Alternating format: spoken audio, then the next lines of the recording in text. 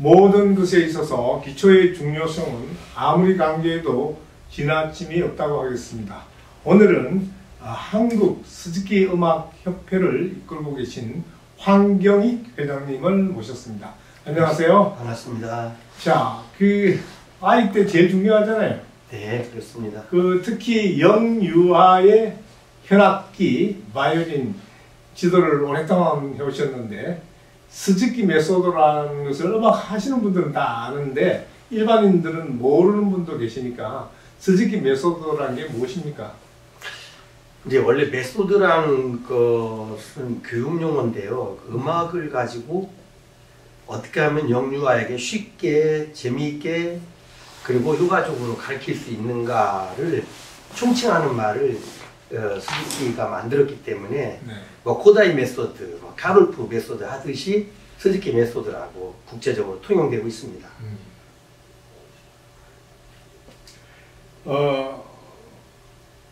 재능은 타고나는 것이 아니라 만들어지는 것이다. 얼마든지 교육에 의해서 잠재력을 끌어낼 수 있다. 이런 이야기를 하고 계신데요. 그러니까 가령 바 가게 같이 대대로 음악을 잘하고 또 엄마 아빠가 음악적으로 재능이 있으니까 그 아이도 잘하고 이렇게 말하는 것을 스즈키는 어떻게 봤느냐면 그거는 그 아이가 음악적인 환경에 있었기 때문에 더 다른 사람보다 음악을 잘할 수 있었고 더 다양하게 할 수 있었고 더 깊게 할 수 있었을 뿐이지 만일에 그 바의 아들이라도 음악적인 상황이 아닌 데 갖다 놨을 때는 그 아이가 음악가가 될 확률은 지극히 낮다. 그러니까 최고의 교육적 환경을 만들어서 좋은 자극을 주고 그걸 강화를 시키고 계속 쌓아가면 그게 하나의 능력으로 되고 그게 학습 효과로 된다. 그러니까 환경을 잘 만들어서 좋은 선생이나 좋은 부모가 좋은 환경으로 계속 키우면 얼마든지 가능하다고 주장하는 것입니다. 예, 그러니까 환경이 에스키모를 만들고 피그미를 만들고 한국 사람을 만든다. 그러니까 아프리카의 피그미도 한국에 오면 한국 사람같이 똑같이 할 수 있다라고 주장했고 그걸 증명하기 위해서 평생을 노력했고 성공했다고 볼 수 있습니다. 그것을 모국어에다 비교를 한 것 같더라고요. 누구든지 아이들이 태어나면 자연스럽게 자기 나라 말을 특별히 교육을 안 받아도 말을 배우잖아요. 그런 모국어에 비유했는데요. 그래서 명곡을 많이 듣고 자란 아이는 음악성이 좋아진다. 그렇게 말씀하셨죠? 그러니까 옹알이가 있잖아요. 옹알이를 한번 하는데 애들이 한 10,000번 이상 옹알이 했을 때 하나의 음절을 만들어낸단 말이에요. 근데 그 중에서 부모 마음에 드는 말이 나오면 아이한테 막 격려를 하고 자꾸 하도록 자꾸 더 이렇게 분위기를 만들죠. 그러면 아이는 생존하기 위해서 이제 우리가 그걸 교육하기 위해서 이제 민감기라고 그러는데 내가 살기 위해서 뭐든지 다 받아들여가지고 그거를 구사를 해서 내가 목적을 이루어야 된단 말이죠. 근데 목적이라는 게 뭐냐면 살아남는 거하고 성장하는 거죠. 그러려면 그 옆에 부모하고 그런 관계가 좋아야 되고 그러다 보니까 처음에는 맹목적으로 부모라든가 그 환경을 그대로 흉내낼 수밖에 없는 거죠. 생존 본능 때문에. 또 우리가 이제 생존 능력이라고 그러는데 그러니까 엄마가 사투리를 하면 아이도 사투리를 하고 엄마가 교양이 높으면 아빠가 교양이 높으면 또 그 애도 같이 교양이 높아지고 이러는 것이죠. 그래서 말을 배우는 것이 그 환경 중에서 가장 좋은 방법이고 반복이 많고 강화가 칭찬이 많고 그게 쌓여가고 그러다가 나중에 어느 정도 올라가면 그게 발전하는 속도가 굉장히 빨라지고 어휘가 늘어나고 문장 구사 능력이 뛰어나게 되죠. 그래서 음악도 일종의 소리로 말과 같은 걸 올리기 때문에 그렇게 해봤더니 진짜 좋았다 결과가. 그래서 그것이 전 세계로 퍼져서 일반화됐기 때문에 우리가 그걸 모국어 학습법이라고 말하게 되었습니다. 그 영유아의 몇 살 때부터 어떻게 접근을 하고 있습니까? 이제 엄마가 아이 가진 지 6개월부터는 뱃속에서 소리를 듣는다고 보고 있기 때문에 그때부터 어떤 특정한 음악, 간단한 음악, 명료한 음악, 쉬운 음악을 자주 들려주고 태어난 후에는 또 그 음악을 들려주면 그 아이가 반응하는 것을 다 우리가 이미 논문이라든가 그 사례에서 많이 보고 있고요.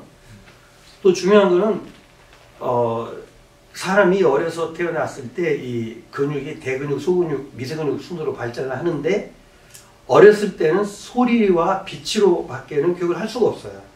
근육이나 어떤 공간 개념을 이용해서 어떤 인지 활동을 이용해서 한다는 것은 불가능하기 때문에 소리를 본능적으로 듣죠. 예, 조금 듣고는 기억하게 되고, 예, 그래서 그 음악이 그 영유아에게 가르칠 수 있는 가장 효과적인 그 교육이 되고요. 예를 들어서 뭐 모빌 같은 거 천천히 가르쳐주고 이렇게 달아주고 이렇게 보게 하고 그게 반응하고 하지만 그건 아주 규모가 좁고 작고 예, 한계가 있는데 음악은 어때요? 점점 늘려서 얼마든지 많이 들려줄 수가 있고 그 애가 기억할 수 있고 심지어는 어떤 학자의 책을 보면 태어나서 3살 때까지 잠자고 있는 데다 동화를 읽어주었는데 애가 나중에 말하고 인지 영역이 늘어나는데 그걸 기억하고 있다는 게 증명된 경우도 있어요. 그래서 이런 것을 보았을 때 소리가 사람에게 유아에게 가르칠 수 있는 쪽으로 가장 효과적인 교육 방법이고 또 그렇게 널리 사용되고 있습니다. 예. 그래서 우리나라도 오래전부터 태교에서 그 음악의 중요성이 굉장히 많이 강조되고 있는데요. 요즘 그 어머니들이 그런 것을 많이 이해하고 있죠? 예, 그렇습니다. 대개 그런 지식을 굉장히 많이 가지고 계시고요. 그래서 이제 우리 슬기에서는 아주 쉬운 음악부터 체계적으로 이렇게 연령에 맞게 이렇게 만들어져 있고 가령 3살 먹은 아이의 집중력이 2분입니다. 2분인데 2분, 3분 넘어가면 애들은 안 봐요. 그래서 상관이 없어요. 그래서 이제 예를 들어서 이 플래시카드 같은 게 있는데 플래시카드는 순간적으로 빛이 지나가는 것처럼 한번 쓱 보여주고 지나가거든요. 근데 그것도 반복이 되면 애들이 기억을 해요. 예. 그래서 글렌도만 같은 경우는 도트카드라든가 플래시카드에서 굉장히 수학 교육의 효과를 많이 받고 뭐 일본의 어떤 사람은 그걸 흉내내가지고 또 여기 와서 시지다 프로그램이라고 해가지고 또 성공한 사람도 있고 물론 유아교육계에서 감론을 바 있긴 하지만 그런데 음악은 그보다 훨씬 더 깊게 다양하게 많이 장시간에 걸쳐서 할 수가 있다는 게 증명이 됐어요. 그래서 뇌세포끼리 연결을 하는 그 돌기라는 게 있는데 그 돌기 끝에 시냅스라는 게 있어요. 그 시냅스가 음악을 많이 들으면 점점 활성화돼 가지고 그 뉴런끼리의 소통이 넓어지고 그 신경 소묘가 늘어나고 그래서 그 애들이 나중에 학습 능력을 높이는데 아주 큰 효과가 있다는 게 증명이 됐기 때문에 그게 태어나서 6살 지나가 버리면 그 시냅스라든가 뉴런이 발전하지 않아요. 예, 그게 끝이에요. 그러니까 우리는 만 3살부터 하고 있는 것은 그런 뜻이고 만 3살 이전에는 주로 듣고 신체 반응을 하고 같이 움직여주고 같이 노래해주고 하는 것입니다. 예. 그러면 이제 뭐 소리 듣기도 하고 예. 악기 배우기도 하고 예. 근데 그것뿐만 아니라 이게 단체 생활을 하게 되는 그런 부분도 굉장히 중요할 것 같네요. 이제 아까 말씀하셨는데 태교에서 예를 들어서 공자가 가졌을 때 공자 엄마는 길이 반듯한 데만 가고 좋은 그림만 놓고 보셨대요. 우리가 같은 연령끼리 애들이 모여서 연주를 하면요. 아이들 차이가 굉장합니다. 부모의 음악에 대한 이해라든가 열정이라든가 아이에 대한 사랑에 따라서 학습 효과가 똑같은 3살이라도 4살이라도 많이 달라요. 집에서 혼자만 레슨을 받으면 자극을 받을 데가 없어요. 근데 같이 모여있으면 같은 또래 애들이 자기보다 나은 애들 보고 엄청나게 강한 자극을 받게 되고 그걸 따라서 하고 싶은 동기가 굉장히 강하고 또 거기서 생기는 성취감도 엄청나거든요. 우리는 상상도 못하게 커요. 애들한테는. 그러니까 우리가 볼 때는 저게 음악이야? 그런데 자기는 그게 지금 왜 그러냐면 그 레슨 받고 합주 오기 전에 이미 CD를 통해서 수십 번 수백 번을 들은 음악이에요. 그러니까 자기가 잘못 연주해도 머릿속에서는 그 CD에서 들었던 좋은 소리가 떠오르는 거예요. 그러니까 우리가 들을 때는 엉망진창한 소리인데 본인은 그 좋은 소리를 상상하면서 켜고 있는 겁니다. 근데 이 옆에가 자세도 좋고 활도 좋고 이런 거 잘하면 그같이 좋은 방법이 없어요. 그게 환경 중에서 1번이 또래 아이들이 모여가지고 한 곳입니다. 그 청소년 오케스트라 하시는 분들 이야기 들으면요. 네. 또래가 아니더라도 네. 같은 한 10살 미만 내에서 들으면서 굉장히 그 안에서 경쟁심도 느끼고 이러는데 대개 어머니들이 야 공부하지 뭐 음악하냐 하면 공부 못하는 걸로 아는데 사실은 그 안에서 아이들이 자기 성취도 있고 또 그것을 통해서 공부도 더 열심히 하고 지금 말씀드리니까 그런 현상이 나타나는 것 같습니다. 그러니까 이제 이 모티브가 생기면 그걸 내 걸로 내면화해서 그 자기 몸에 익혀서 나가야 우리가 효과가 있고 기능이 있고 무슨 교육이 됐다고 보잖아요. 그런데 예를 들어서 3살 먹은 애가 4살, 5살 또는 3살끼리 봤을 때는 동질감을 느껴요. 근데 10살이 넘고 20살이 넘으면 아, 저 사람은 나하고 다르니까 잘하긴 하지만 별로 작을 세게 못 받더라고요. 저희 경험에는. 그리고 그런 경우에 같이 할 때는 어떻게 하냐면 어떤 애가 예를 들어서 1옥탑으로 음악을 켜면 높은 언니는 2옥탑 올려서 켜준다든가 내려서 켜준다고 해서 사운드의 폭을 늘려주고 풍부하게 해주고 그래서 아 같이 하니까 이런 좋은 영향이 있다 이렇게 느끼는 것이 그런 지금 말씀하신 데서는 있지만 실질적으로 자극을 받고 아 내가 하고 말겠어 나도 누구처럼 하겠어 이런 거 있잖아요. 그래서 우리가 이제 아 드라마 속에서 신데렐라가 나왔을 때 고생하면 불쌍하고 울음이 나오듯이 또 신데렐라가 나중에 왕비가 되면 내가 기쁨을 느끼듯이 예 그런 감을 합주 시간 느끼게 해주는 거예요 아이들이요. 그리고 우리는 이제 일주일에 한 번씩 그것도 하지만 또 발표하는 기회도 많습니다. 그때 느끼는 성취감은 어떻게 그 숫자를 표현할 수 없어요. 그러니까 그 힘이 예를 들어 레슨 혼자 하면 2분밖에 못하는 애가 합주를 하면 30분이라도 잘합니다. 아니 왜요? 옆에서 에너지가 막 와요. 비교가 되고 따라서 하고 거기서 생기는 사운드가 행복하고 혼자 하면 이상한 소리인데 같이 하면 좋단 말이에요. 그러니까 아니요. 스즈키협회가 성공한 가장 큰 원인은 그룹 레슨이 있습니다. 예. 한국 스즈키 음악협회가 지금 그러면 몇 년이나 됐고 얼마나 많은 그 아이들을 길러냈을까요? 청주의 그 김이모라는 피부과 의사 선생님께서 70년에 일본에 가서 로타리클 회원으로 가서 그 오가리상이라는 훌륭한 분이 스즈키에서 소개해가지고 그걸 보고 우리나라에 들여왔어요. 그래서 청주에서 하려고 하니까 안 되잖아요, 의사라. 그래서 제가 이 금수현 선생님이 추천으로 그분을 만났는데 아주 열심히 하는데 그 미미하단 말이에요. 그래서 이제 제가 그때 시작한 것이 거기서 이제 83년이에요. 그래서 그 후부터 이제 아이들이 많이 이제 이렇게 늘어나고 제가 86년부터 교사 연수를 시작해가지고 이제 그 조직적으로. 근데 제가 시작하기 전에 이제 그 의사 선생님께서 어떻게 하셨냐면 유아교육과 나오거나 일반 전공 안 한 사람이라 하더라도 예, 잘 배우면 애들 가르칠 수 있다. 그래서 그것도 일리가 있어요. 네, 그렇게 해서 했는데 우리나라 음악의 학력이 너무 높은 관계로 다른 음악가들이 인정을 안 합니다. 그래서 제가 이제 그 뒤부터는 음대 졸업한 사람만 모셔서 하고 엄격하게 오디션을 하고 코스를 마스터 안 하면 자격증을 안 주게 되니까 레벨이 올라갔고 그 다음에 이제 교육학 이론을 거기다 적용을 해서 음악하고 같이 그래서 부모를 철저히 가르쳐서 6일은 부모가 집에서 아이를 선생님이 말한 대로 가르치게 하고 음악을 들려주고 칭찬하고 격려하고 일주일에 한 번은 모여서 개인 레슨을 받고 그룹 레슨을 하고 이런 식으로 했죠. 다른 나라는 그룹 레슨을 한 달에 한 번 합니다. 근데 우리는 일주일에 한 달에 4번을 합니다. 그게 큰 차이가 있고요. 예, 그래서 집중력이 길어나고 연습할 수 있는 시간이 늘어나고 다른 데서 받는 자극이 굉장히 크고 그 후에 얻는 성취감이라든가 결과가 좋았기 때문에 그래서 1983년에 제가 청주 가서 김인모 박사님과 시작을 한 다음에 1993년에 선화예고에서 워커힐라고 해서 세계대회를 했어요. 세계를 했는데 94년에 그 의사 선생님께서 자꾸 하셨고 제가 94년에 국제스즈키협회 자격증을 땄고 95년에 한국스즈키협회가 드디어 국제스즈키협회 회원이 됐고 그 다음에 2000년부터 제가 이제 아시아 6개 나라를 맡아서 교사 연수를 해가지고 또 만들고 이런 식으로 이렇게 발전해 간 것입니다. 쭉 이제 그 역사를 보니까 예. 한국에 현악하시는 선생님들 뭐 첼로의 나덕성 선생님, 예. 바이올린의 김남윤 선생님 예. 뭐 거의 모든 분들이 그 스즈키 협회하고 가서 많이 그 도와주시고 예. 그렇게 하셨더라고요. 예. 그 선생님들이 지금도 계속 많이 하시죠.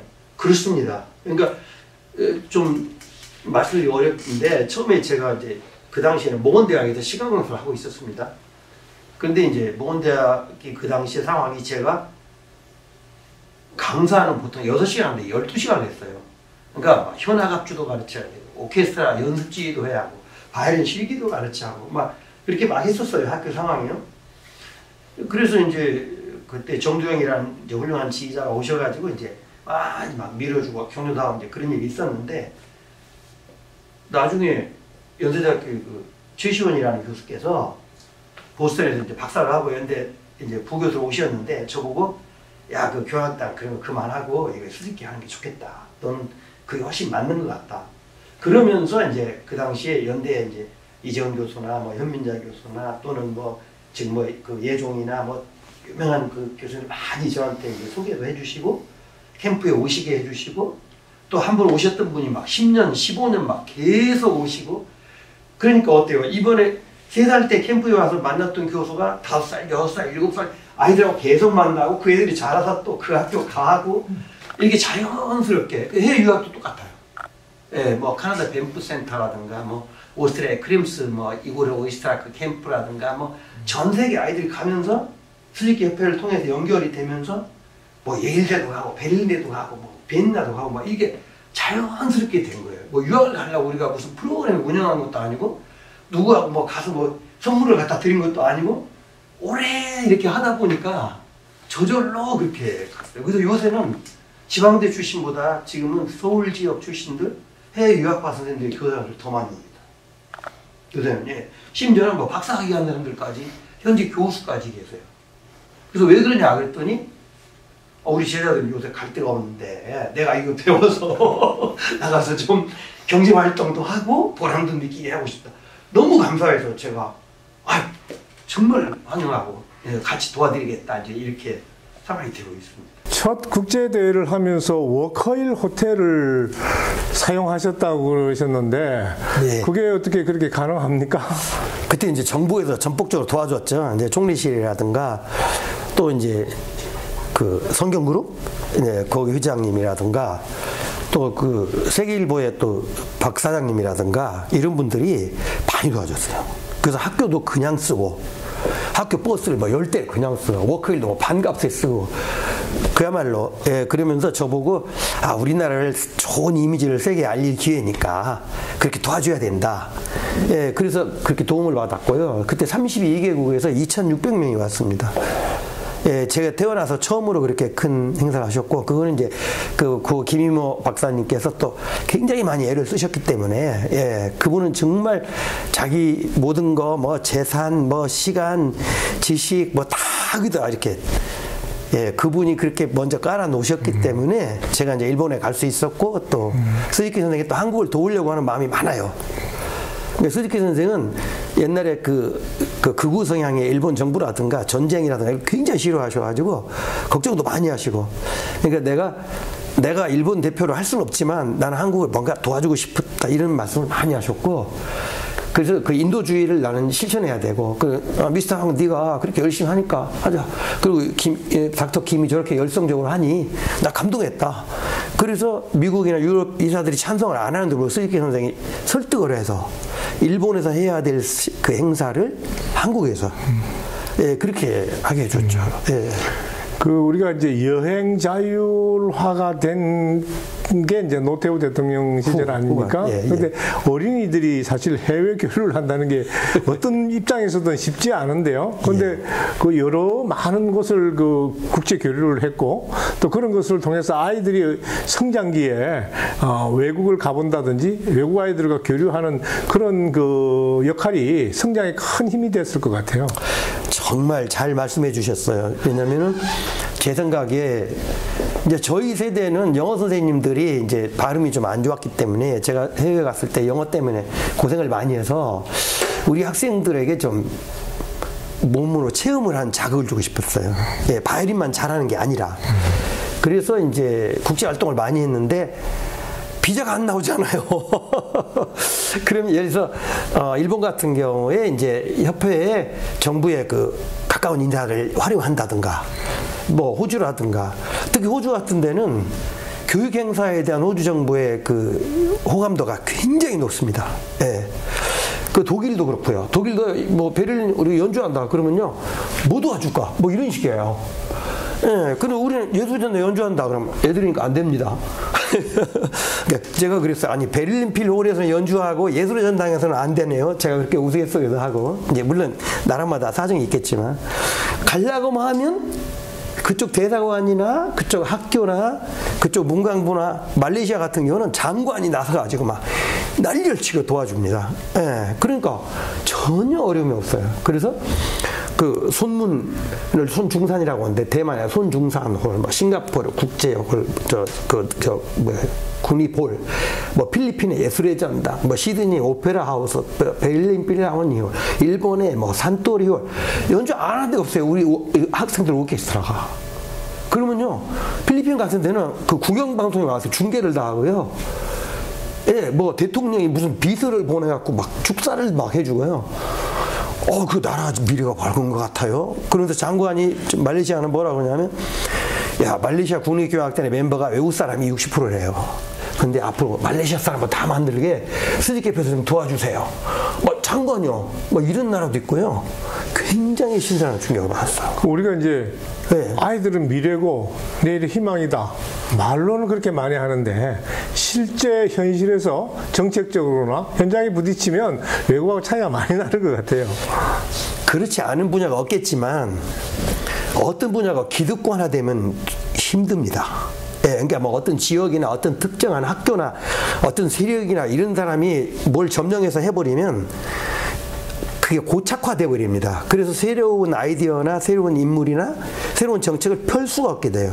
그게 우리나라도 그런 경우가 많습니다. 이렇게 일을 해보면, 제가 법인을 만들 때도, 야, 뭐 일본 일입니까? 안 돼.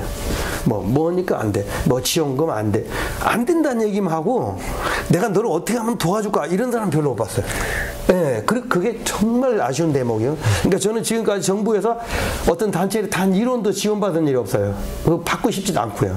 왜냐하면 그 감사를 위한 감사가 아니라 너무 힘든 감사가 되고, 그래서 지원을 안 받고요. 그냥 우리끼리 해요. 없으면 말고. 그러니까 우리 법인 통장을 보면 감사할 때마다요, 감사하는 사람이 감동을 해요. 뭐 이렇게 돈이 없어? 뭐 이런 단체가 있어? 아니, 제가 그랬죠. 돈이 있으면 싸워요. 의심해요. 그럼 리더십에 상처를 입어요. 그러니까 아예 없어야 돼요. 그래서 행사를 이렇게 계획하고 허가 받아서 끝났으면 빵! 이래야지, 남으면 이상한 소리 듣는다. 안 그렇습니까? 예, 그래서 어떤 학교나 단체나 사회가 기득권화되는 것은 옳지 않아요. 그건 안 돼요. 우리 음악계도 그게 너무 심해요. 예, 그래서 뭐 말 안 해도 다 아시겠지만, 그래서 그거를 좀 문호를 개방하고 새로운 아이디어나 그런 사조를 빨리 받아들이지 않으면은 그게 오히려 그 나라 발전에 그 방해가 될 수도 있다. 저는 그렇게 생각합니다. 예. 그 청소년 오케스트라가 중요하고 굉장히 한다 그래서 우리가 LC 테마를 들여왔잖아요. 들여와서 정부가 관심을 가진 것까지는 좋았는데, 결국은 정부 주도하에 하다 보니까 진행하다가 문제가 터졌어요. 또 방과후 수업도 좋은 정책에 의해서 출발은 했는데 결국은 학원도 붕괴되고 배우는 아이들도 조금 하다가 그냥 열정이 없으니까 식어버리고, 가르치는 선생님들도 한 달 내에 가르쳐봐야 별거 아니고 이렇게 해서 하는 걸 보면서 요즘 특히 코로나로 개인단체, 민간들이 매우 어려운 적인데, 우리 회장님 말씀 들으니까 힘들면 힘든 대로 그렇게 하는 게 좋다 하는 그런 뜻으로 받아집니다. 아니, 제가 좀 우스갯소리로 밥이 하느님이잖아요. 그러니까 밥을 먹고 뭘 생각을 하고 뭐 근사한 것도 할 수 있잖아요. 그러니까 우리 수직협회에 오는 선생님은 100%는 아니라도 한 90% 이상이 경제적으로 어려움이 없습니다. 예, 그러니까 예를 들어서 지방 같은 경우 지금 대전을 예를 들면 제일 못 보는 사람이 한 500 정도? 뭐 서울 같은 경우는 뭐 심한 경우는 몇 천만 원 뭐 선생님도 여러 명 있고, 그러니까 제 목표는 그 사람이 아이들을 잘 가르치고 학부모들하고 사이가 좋고 아이들이 발전하는 모습이 보이고, 거기서 소득이 생기고 거기서 세금도 내고 그 아담 스미스 같이. 예를 들어 아담 스미스 그러잖아요. 아니 다 장사 잘하게 사업 잘하게 밀어주고 냅두라 이거예요. 그러면 걔들이 세금 돈 많이 벌어서 세금 나라가 부자 되는 거예요. 제가 그거예요. 그러니까 다 잘 먹고 잘 살게 해요. 그래서 지역을 나눠놓고 여기가 만일에 서초동이면 여기 서초동에 교실 한 개밖에 없어요. 못하게 해요. 딴 사람. 방배동 한 개밖에 없어요. 그래서 그 사람이 살 수 있는 여건을 만들어주고 그 사람이 잘 가르칠 수 있도록 끊임없이 가르쳐주고 끊임없이 자료를 주고 끊임없이 좋은 행사를 시키고 예, 그렇게 해서 그러니까 지금 올해만 벌써 교실이 6개가 생겼어요. 수도권에 1억이 넘잖아요. 하나 만들려면. 그래서 정부에서 5천만 원 융자해주고 5천만 원 자기가 준비하고 이런 식으로 해서 바로 또 빚을 갚습니다. 예, 저는 그걸 아주 큰 자부심으로 느끼고 있습니다. 그 서주기의 음악적 기술만 배운 게 아니라 경영적 기술을 배워서 지금 제일 중요한 청년 일자리 창출 바로 그 핵심을 평생 해오셨네요. 저는 그러니까 처음부터 그 생각을 했다고요. 왜냐하면 일본을 가니까 일본의 서주기 선생님들이 가족처럼 지내요. 미국에 갔더니 더 큰 가족이에요. 호주는 아예 가족 정도가 아니라 무슨 형제자매처럼. 그게 너무 부러웠어요, 제가. 근데 우리 음악 선생님들 보면 어디서 배우러 오면 아이 내 식으로 지금부터 새로 합니다. 뭐 이런 식이에요. 그거 안 되는데. 그래서 어디서 배워도 혼란이 일어나지 않고 예, 어떤 기준이 있고 시스템이 있고 그에 따른 지도법이 있고 그래서 통일을 해놓으면 예, 유니피케이션 오브 서주기 메소드 이렇게 말해요. 그래서 하나로 통일을 시켜놔요. 그러니까 여기서 배우다 포항으로 가도 여수로 가도 애가 문제가 안 생기는 거예요. 미국으로 가도 호주로 가도 안 생기는 거예요. 그리고 또 시간만 있으면 그 사람들 데려다 우리 선생님들 가르치게 만들고 제가 또 거기 가서 또 가르쳐요. 서로. 그러니까 세계화예요, 진짜로. 예, 그리고 너무 사이가 좋고 너무 봉사정신이 뛰어나요. 예, 뭐 청소부터 뭐 정리부터 뭐 심지어는 막 들고 뛰고 막 뭐 월급 없이 우리는 조직이 없어요. 월급이 없어요. 무슨 일을 하면 다 자원봉사로 나서 일하고 끝나는 거지 예산 세워서 누구 월급 주고 뭐 그런 거 없어요. 뭐 비디오 같은 거 촬영 그거는 줘야 되겠지만 돈 안 듭니다. 그러니까 아무리 큰 행사라도 애들이 내는 금액이 적어요. 그래서 어떤 캠프에서 150이면 우리는 40이에요. 그런데 그 40만 원 중에 대부분이 먹고 자는 돈, 거기 호텔비, 뭐 레슨비 끝이지 우리 선생님들이 월급을 받는 사람이 없습니다. 다 헌신적으로 해요. 그래서 이렇게 말해요. 이 제자들 때문에 내가 먹고 사는데 내가 헌신적으로 해야지 이런 생각을 할 수 있도록 저도 그렇게 말씀드렸고 선생님들도 실제 그렇게 하니까 엄마들이 보니까 달라요. 다른 음악 선생님하고 달라요. 아, 이 사람 정말 인격적이야. 그러니까 우리 아이들이 바이올린만 배우는 게 아니라 인품도 배우는 거예요. 거기서. 예, 제 목표입니다. 그게. 예, 예. 그렇게 하고 개인 있습니다. 그 교수의 차원이 아니고 네, 어떤 네. 철학을 가지고 예. 휴먼 릴레이션을 하고 그렇습니다. 또 졸업 후에도 서주기 출신이다 그러면 서로 간에 또 네트워크가 되고 그것이 국내뿐만 아니라 전 세계 어디를 가도 예. 통일성을 갖는군요. 예, 가령 서주기 출신이 대학을 가면 협회에서 장학금 줘요. 또 여기 옆에 모차르트 홀이 있는데 또 뽑아서 모든 경비 다 대주고 연주시켜요. 또 외국으로 유학 갔는데 집이 갑자기 어려워지거나 하면 또 장학금 대줘요. 또 갔다 오면 국민대 대학원이나 전주대학원이나 우리 서주기에 있는데 또 교수요원으로 또 다 시켜요. 또 캠프에 교수요원 많이 필요하잖아요. 그러니까 국내 유명한 교수도 오지만 우리 출신들도 교수 활동을 또 많이 시킵니다. 그래서 지금 3대 그러니까 1세대, 2세대, 3세대까지 유학 갔다 와서 교수 된 사람도 있습니다. 그러니까 자꾸 거질 밖에요. 그럼 처음에 배웠던 아이들 뭐 서너 살 기준으로 하면 지금 몇 살이나 됐을까요? 50대 초반이죠. 예, 그러니까 지금 현직 교수도 있고, 뭐 서울에 악장도 있고, 또 뭐 해외 오케스트라 단원도 있고. 예, 그러니까 제가 지금 현재 보는 사람이 독일에 40명이 넘어요. 현재 있는 애들이. 근데 40명 중에 거의 20몇 명이 다 단원이에요, 거기서. 여기 오면 일자리가 없으니까 제가 모두, 야, 너 거기서 경험 더 쌓고 나중에 와. 그럼 내가 어떻게 해줄게. 그러니까 제가 무슨 취업 복덕방 노릇을 엄청나게 했습니다, 그동안에. 그래서 만약에 탁 선생님하고 가깝다. 아, 우리 제자 이런 사람이 있는데 어디 취업 좀 시켜줘요. 이게 아주 제 입버릇. 제가 아주 먹고 사는 게 1번입니다. 예. 그래서 한 달에 몇백이라도 벌어야 살 거 아닙니까? 정말 대학도 하지 못한 예. 그런 기술을 배워서 음악을 배워서 인간들이 인간 사회에 굉장히 도움을 주면서 또 먹고 살 수 있는 터전까지 만드는데 졸업한 아이들의 이름은 얼굴은 다 모르시겠지만 아이들은 회장님을 다 알겠습니다. 그렇죠. 그러니까 지금 기억하는 학생 제가 대학을 한 430명 정도 넣었는데요. 그 430명 중에 한 300명 정도가 수직기 활동을 하고 있어요. 예, 그 100명 정도는 이제 다른 사정으로 못하는 것이지 음악 활동을 한 사람은 예를 들어서 자기 현재 교수를 하더라도 또 같이 하고 있어요.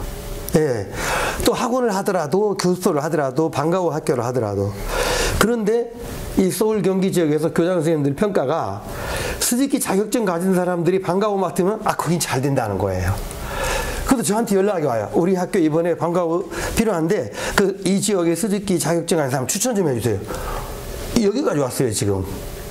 네, 그래서 왜 그러냐니까 애들 존중해주고 지도법이 재밌고 그러니까 애들이 안 그만두는 거예요 중간에. 학교에서 그만두면 이거 어려워지잖아요. 네, 이명박 정부 때 방과후 학교 그 계획 세울 때 실제 참여했습니다. 그 다음에 그 교육부에 그 다음에 그 꿈의 오케스트라 했어요. 그 베네수엘라 그 와서는 이름을 꿈의 오케스트라로 했습니다. 그래서 거기 처음에 첫 해 예산이 5억이었고 직원이 3명이었어요. 그래서 우리는 음악과 다 저도 해봤어요. 그렇게는 못하죠. 제가 정부에 요구한 예산은 500억이었어요. 근데 얼마 나왔냐면 5억 나왔어요.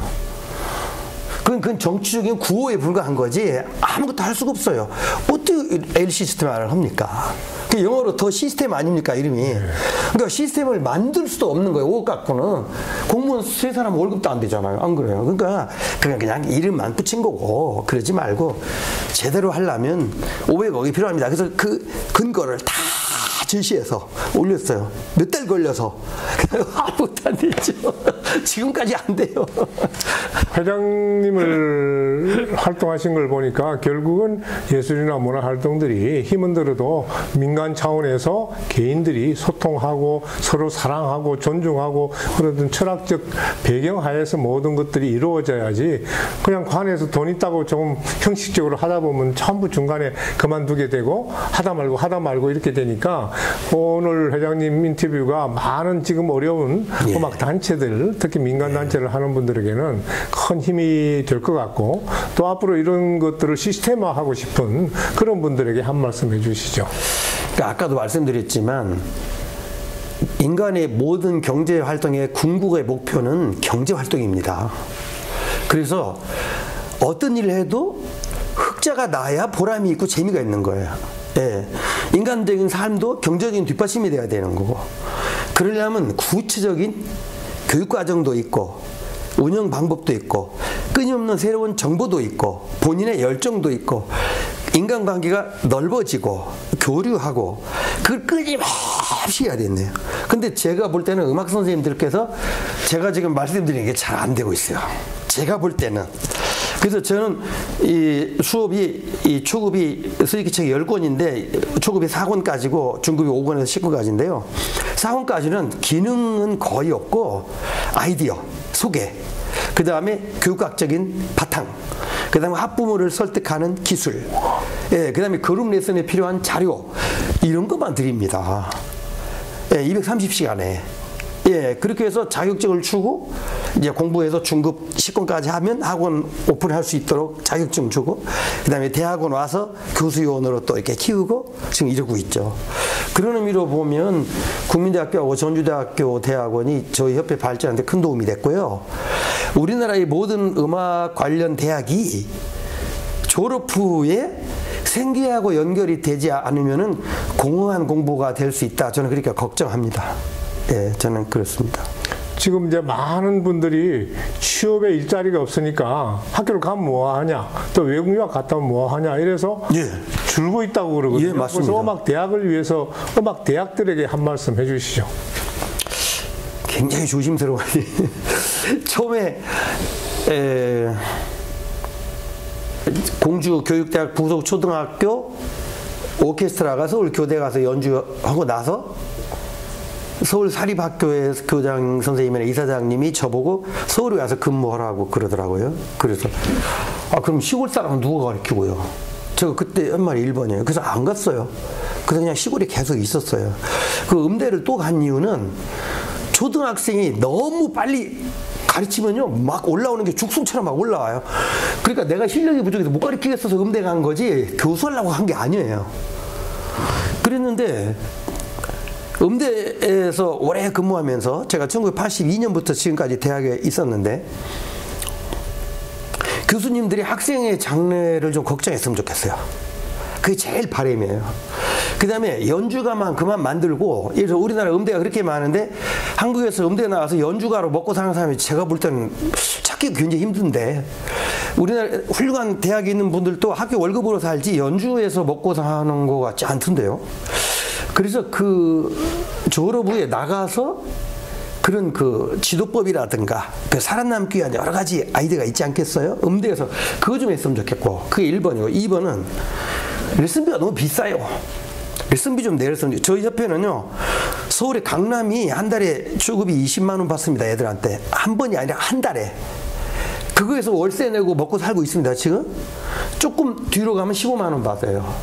수도권으로 가면 13만 원 받는 데도 있어요. 한 달에.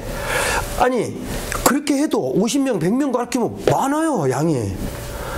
근데 왜 레슨비를 비싸게 하니까 이건 음악 인구가 줄어드는 원인이 돼요.